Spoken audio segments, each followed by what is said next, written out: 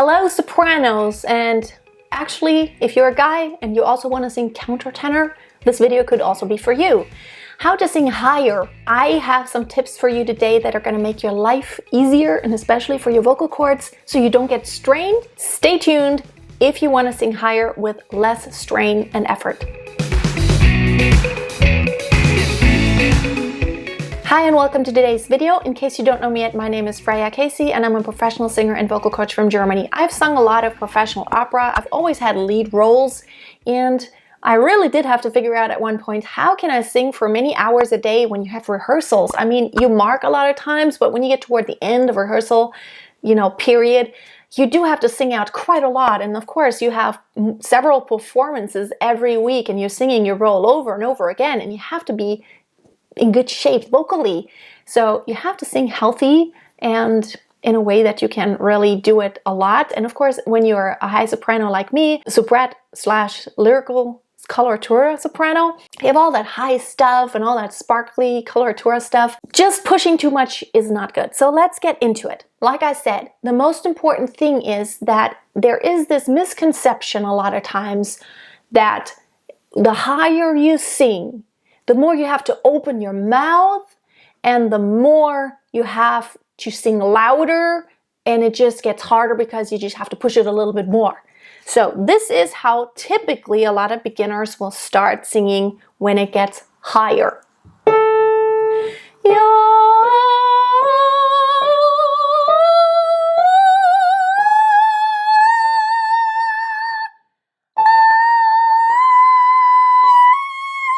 And then it gets really hard and it does not sound pretty anymore. There are a few elements that are really important. Of course, besides being in good posture, lifting your sternum and expanding your ribs to take a nice deep breath, and besides supporting, there is this really important element, and that is pharyngeal space.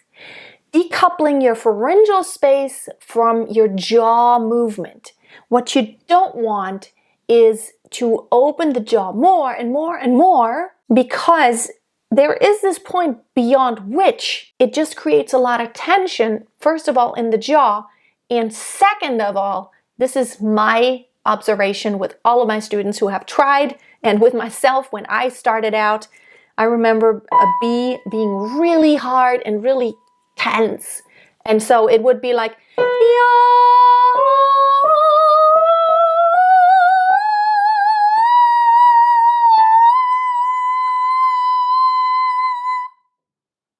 so my jaw was way open, but I didn't give it space. So why did I not give it space? It's because it's really not about your jaw. You can open your jaw and dislocate it, but have a very closed throat, or we call it pharyngeal space. So very closed, and so it's very nasal, and there's a lot of resistance because basically I'm closing off. I'm choking off my tone in order to open up. This is a hard exercise. You want to try to relax your jaw. You want to have the feeling not like you're opening it actively, but you're letting it fall, let gravity take over, and there's this point beyond which I think there's no benefit in opening beyond that point. So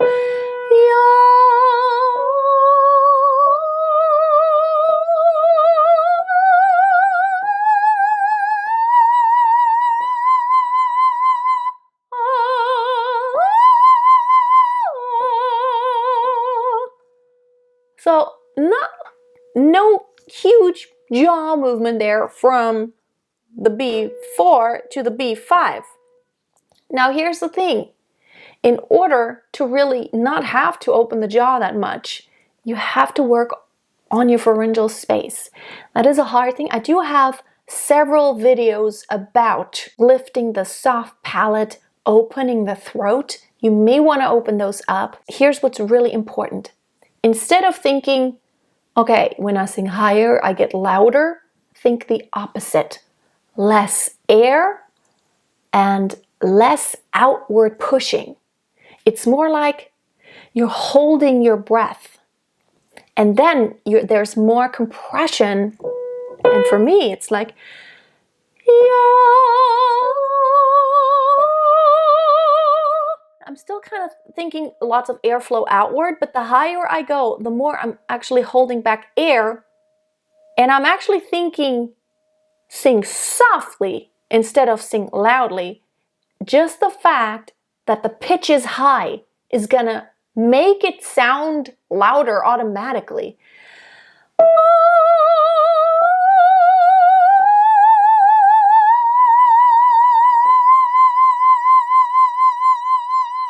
So if I try to sing that high pitch much louder, it just creates a lot of strain. So if you can get to this place of relaxing the jaw, opening that pharyngeal space, and holding in as much breath as possible, but the air that does come out, because your vocal cords close very tightly, you only need very little air to come through because the vocal cords are closed so tightly, not much air will fit through there. So again, here's an exercise that I think is very helpful in practicing that. And it's really starting from the top. You always want to keep the ah position even when you're inhaling. You want to always keep it at this nice, let the gravity take your jaw down and open your throat. Keep that pharyngeal space nice and open, lift that soft palate, even when you're not singing right now, even when we're taking the breaks, but it's really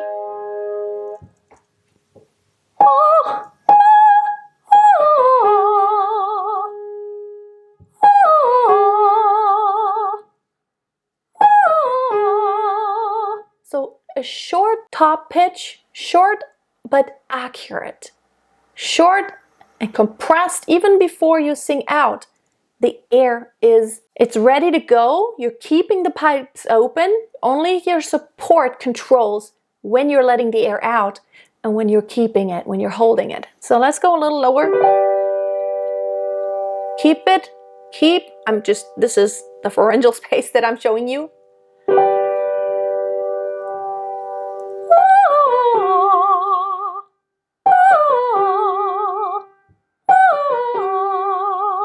We can go higher or lower.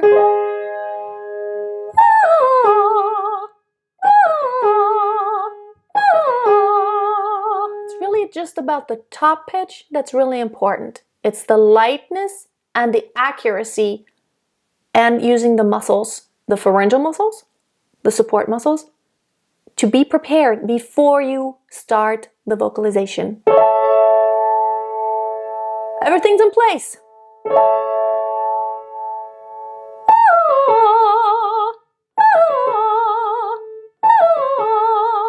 Light, not loud.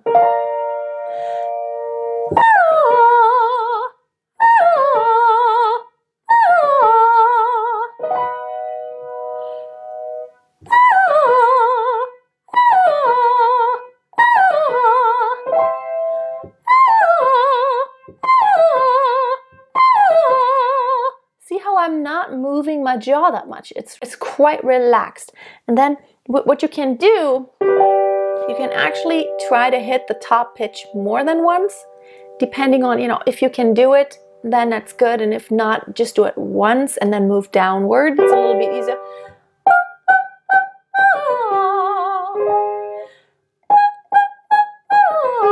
It's almost like a little squeakiness. Don't make it tense here. So as soon as you hear anything like that, it's tense, it's tight, you're pushing too much air. More subglottal compression.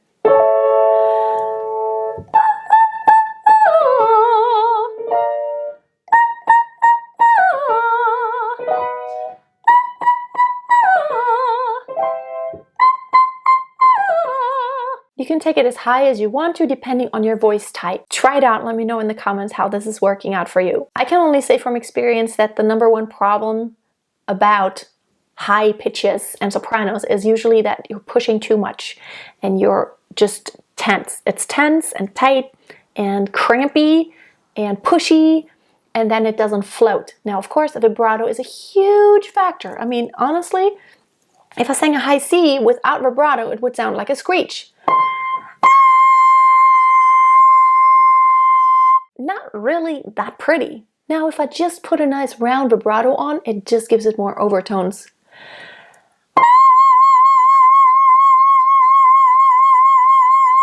So try these things out. I also do have videos about vibrato, which is very important in classical singing because basically for most classical singing, you want to turn the vibrato on the entire time you're singing. Have a wonderful day. Give the video a thumbs up if it was helpful. And check out my free Facebook group on Facebook, of course. It's called Master Your Voice with Freya. And also on my website, masteryourvoice.tv, I have tons of free resources that you can get. And I'd love to stay connected with you. Have a great day. And until next time, always keep a song in your heart and always keep on singing. Makes me feel sad for the rest. I'm being gay and reckless. Anything is possible.